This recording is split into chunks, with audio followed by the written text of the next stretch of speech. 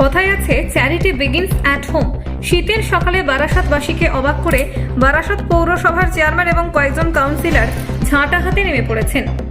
জঞ্জালের শহর বারাসাতের দুর্নাম ঘোচাতে সদ্য দায়িত্ব পাওয়া চেয়ারম্যান অবসরপ্রাপ্ত শিক্ষক সুনীল মুখার্জি সাংবাদিকদের প্রশ্নে জানান, শহর পরিষ্কার রাখার দায়িত্ব সকলের।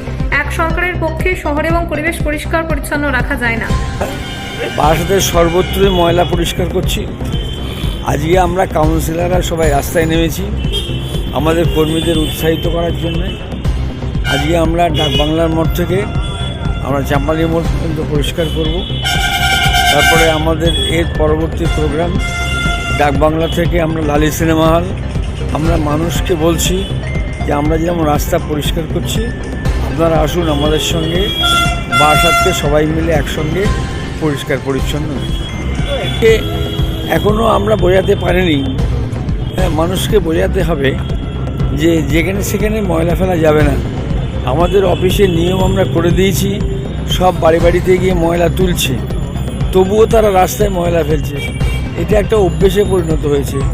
এই অভ্যেসটাকে সবাই মিলে একটা প্রচারের মধ্য দিয়ে এই অভ্যেস থেকে দূর করতে হবে, যার জন্যে আমরা রাস্তায় নেমে আলটিমেটলি ফাইনের পথে যেতে হবে।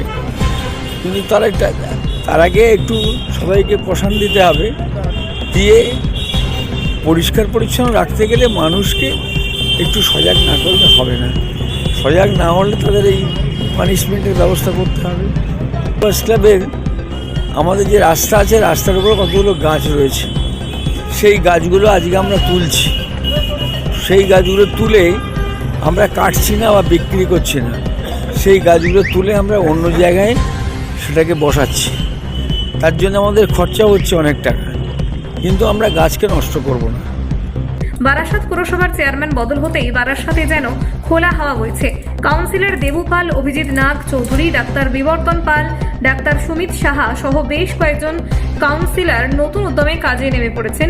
বারাসাত বিধানসভা জুড়ে দলে অভ্যন্তরীণ দ্বন্দ্বে জর্জরিত। বিধানসভা নির্বাচনে প্রার্থী বাছাইয়ের ক্ষেত্রে শীর্ষ নেতৃত্ব একটু খোঁজ নিলে পরিচ্ছন্ন ভাবমূর্তি সৎ নেতা বেছে নিতে পারে। তবে সন্দেহ একটাই, সৎ পরিচ্ছন্ন ভাবমূর্তিরা কি সেই সুযোগ পাবে? ব্যুরো রিপোর্ট, বাংলার খবর।